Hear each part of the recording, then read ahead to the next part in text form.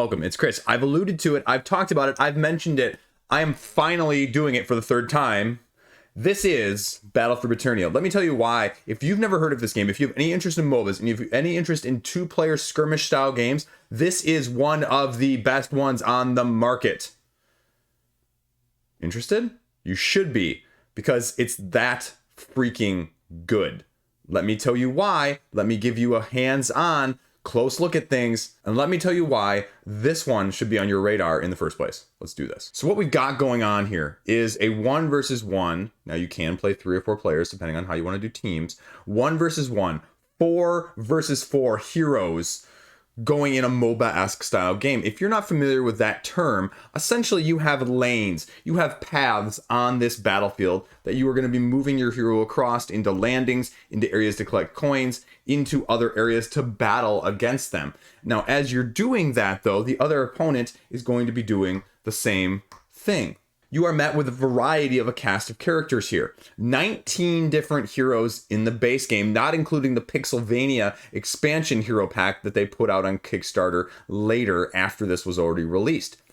And to be very clear, these characters are very asymmetric. I've got everything from a fire mage, a wizard, an ice mage, a fighter, an apprentice, a bard, an assassin, a pirate, archer, monk, hunter, paladin, barbarian, duelist, minotaur, gorgon, whatever else, you know. And Pixelvania basically takes your Castlevania tropes, your monster tropes, and adds a whole ton more of them.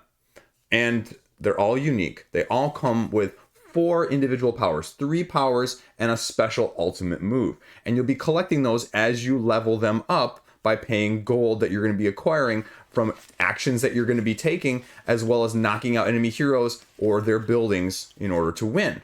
How do you win? Well, each person has one of these little crystals here that you can see that you're going to be trying to knock out. And they each have a little bit of health. They're keeping track of them on the board at each end here. If we move this up here, you can see this is where you're going to be keeping track. That's where your little crystal is. And then you surrounded your base essentially by 3 buildings of the same type, which are defenses. And then you cannot destroy the crystal until at least one of them is out. Your folks are positioned around the outside, and you're going to be maneuvering them like I mentioned. Now, what I've done here in this view is giving you a little bit better of the angle of the battlefield so you can see what this actually looks like instead from a top-down view, because the top-down view is kind of hard to tell unless I lay all these standees on their side, which, you know, can kind of work. At the same time, you want to see the actual tactics that you're going to be doing. And so that's more important as you're moving across this battlefield. Now, the tricky part is most of your characters are going to either be ranged or melee. Melee meaning they need to be in the exact same spot to be able to attack your opponent. And what you're going to be doing at the beginning of the game is you're going to be grabbing your little character card here. Each of these characters, like I said, has 3 powers. You draft one of them at the beginning, so you get to pick which one is actually the most enthralling to you. Then you get your standard deck of 10 cards, a combination of parries, defendings, and strikes, are sort of generic attacks and defenses, if you will. You mix up those 4 character cards in with this deck, and then you draw 4 at the beginning of your turn. And so what you're going to be doing in an action programming sense is you're going to be taking one of these for each set of 2 characters that you have, and you're going to be putting 4 characters' actions out in a programming sense. Now, the tricky part with this, and the very, very strategic part of this, is your action phase is then broken up into 2 separate ways. The first is movement. Everybody individually gets to decide whether or not they're going to move a space or more, depending on if they have any abilities, but they either move or they pass, and once you pass, you can't go back to them. And so your mitigation, your tactics, your strategies are going to be depending on what you see your opponent doing on the field, as they are also utilizing their people as well. The second phase of things is when you go back and forth again in a similar manner and you activate whatever card is below your character here. And so it might be a generic, it might be something you threw away. It might just be a basic farming action. Discard the card, gain a gold. It might also be a self-heal. Discard the card, gain 3 health. Or it might be that ultimate or that special attack that all of a sudden changes the battlefield's play and allows you to reap the benefits of it. And that's the tricky part. Now, when you get knocked out, because you inevitably get knocked out, you respawn. But you don't do it right away. And this is the cleverest part of the game, right? As you're cycling through this deck, this is taking an Aeon's End-like spin of, as you play these cards, as you play them individually and they get discarded from your player character boards here that you can see, then they get put in your discard pile and it does not get shuffled.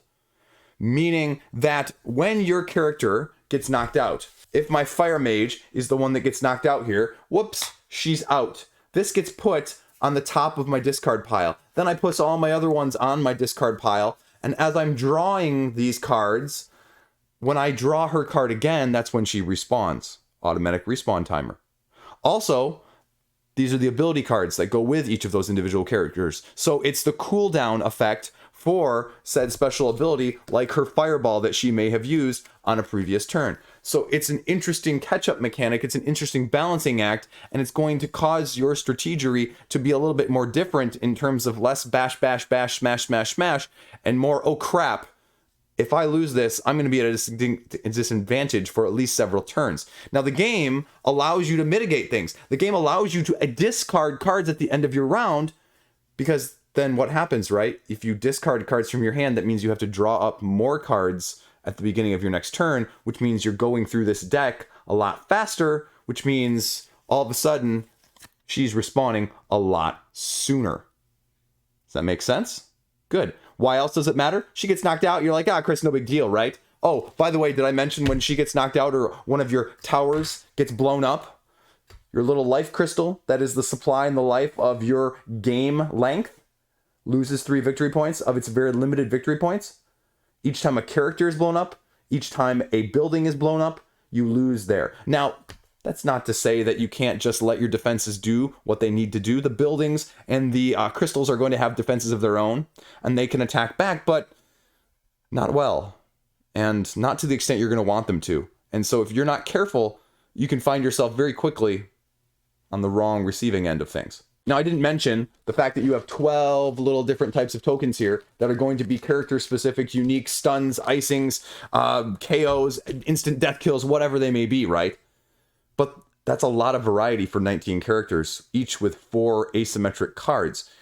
The toughest part of this game is those 19 characters, and I'll make this probably the biggest downfall of this game in that sense, that when you play the first time or two, you're not going to know how to compose your party. Do I take a ranged fighter? Do I take a mage? Do I take a healer? Do I take a, how do I compare my group on this side of the battlefield to my opponent? Do I try and draft accordingly? Do I draft to what I want? Because it's a snake draft situation when you're incorporating them in the first place. So that's the biggest meta barrier. But all of them are relatively straightforward. So you're not left scratching your head going, what did this guy do? How does this guy work? No, I mean, you can get a very good sense. And, its description works well for what it needs to be. So there's not a whole lot of wonder. It's just the combination of things is going to puzzle you. And you're probably going to, frankly, like I did my first couple of times, screw it up and get trounced. But you know what? That's half the fun of learning a game like this in the first place, right? Oh, did I mention the fact that each of these character cards also has asymmetric powers that you're starting off with as well? So you're mitigating those powers along with your card playing powers? Yeah. There's a lot going on. It's STANDEES.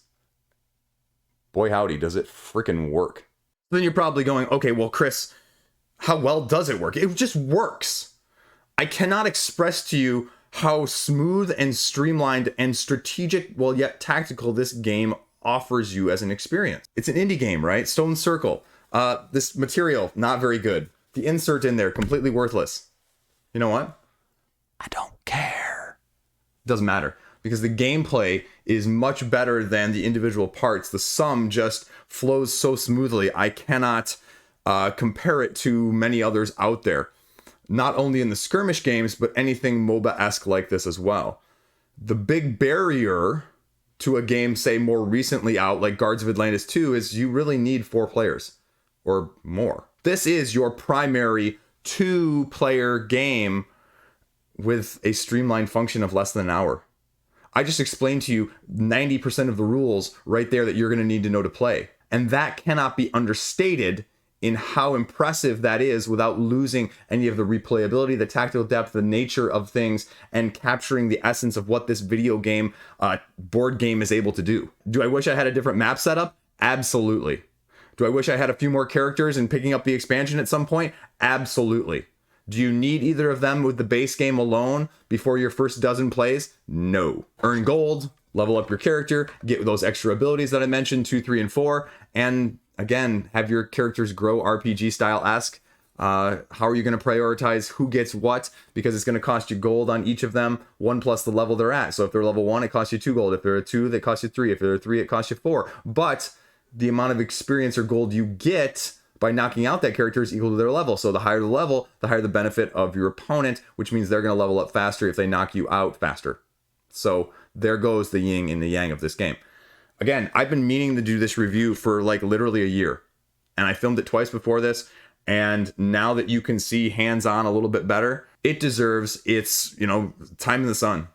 It deserves its time to shine, because this is really, really a fantastic game. And it doesn't need miniatures. It doesn't need fancy deluxifications. It stands out on its own. So if you have any interest in this whatsoever, anything like this whatsoever, even if you aren't as interested in this, this is a game that, it just works. My wife is not a fan of these games, and she liked this one. So take that for what you will. I really like it. It's not going anywhere. Like I said, I need to get Pixelvania. There you go. Stone Circle, thank you for being patient with me. They sent this to me quite a long time ago, and so I owe them a little bit of mea culpa for not getting it out sooner, but boy howdy am I glad that I did, and it's in my collection. So there you go. Let me know what you think. Any questions, concerns, comments? Let me know down below. You know what to do. Subscribe, baby. Going 10K by the end of the year? Question mark? Zoolander? Have a great day. Stay classy.